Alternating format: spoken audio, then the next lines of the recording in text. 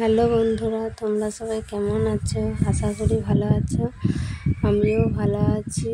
তো আমার আজকে খুব আম মাখা খেতে ইচ্ছা করছিল, তার জন্য দুটো আম নিয়েছি। আম মাখা খাবো বলে দুটোই ছিল, আর বেশি থাকেনি।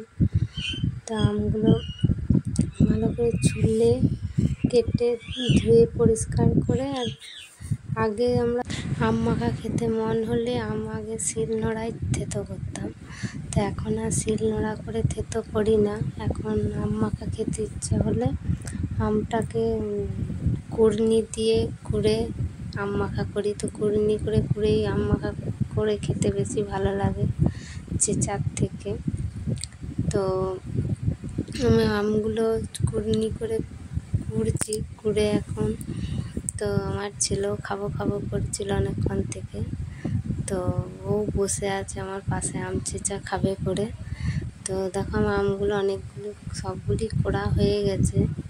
তো এবার আমগুলি আমি একটা ডিবায় নুন লঙ্কা শিলনোড়ায় গুঁড়ো করে আর রেখেছি। তো সেই নুন লঙ্কা কুটোটা এখন দেবো একটু, আর একটু নুন দেবো, আর বেশি লঙ্কা দেবো না। কাঁচা লঙ্কা দিলেও খেতে ভালো লাগে, কিন্তু কাঁচা লঙ্কা দেবো না, কারণ কাঁচা লঙ্কা দিলে আরও বেশি ঝাল হয়ে যাবে। তা আমি খাই, আমার ছেলেরা যত ঝাল খায় না, তার জন্যই কম করে ঝালটা দিই। আর আমগুলো টক ছিল বলে অল্প চারটি চিনিও দিয়েছিলাম, যাতে টকটা খুব একটা বেশি না লাগে তার জন্য। আর একটু তেল এই দিয়ে মেখেছিলাম, আর কিছু থাকেনি মাখার জন্য। তো খেতে ইচ্ছা হয়েছিল, তাই যা ছিল তাই দিয়েই মাখা করে খেয়েছি। তাই রোদ গরমে আম মাখা খেতে সবারই ভালো লাগে, তাই না? কার না ভালো লাগে বলো আম মাখা খেতে? তো কার কার ভালো লাগে বলো তো? সবারই ভালো লাগবে আশা করি আম মাখা খেতে, কারণ এই গরমের রোদে আম মাখাটা ভালোই লাগে খেতে, তাই না?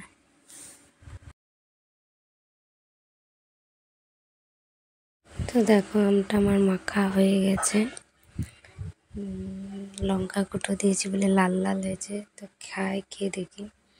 তো এখন একটু টক টকই লাগছে চিনি দেওয়ার পর। আমটা একটু ভালোই টক ছিল তার জন্য। তো চলো আমরা খাই। ভিডিওটা যদি ভালো লাগে তাহলে প্লিজ লাইক করে দিও, কমেন্ট করে দিও, আর সবাই ভালো থেকো, সুস্থ থেকো। আবার অন্য কোনো ভিডিওর সাথে দেখা হবে তোমাদের সঙ্গে। Okay bye. চলো।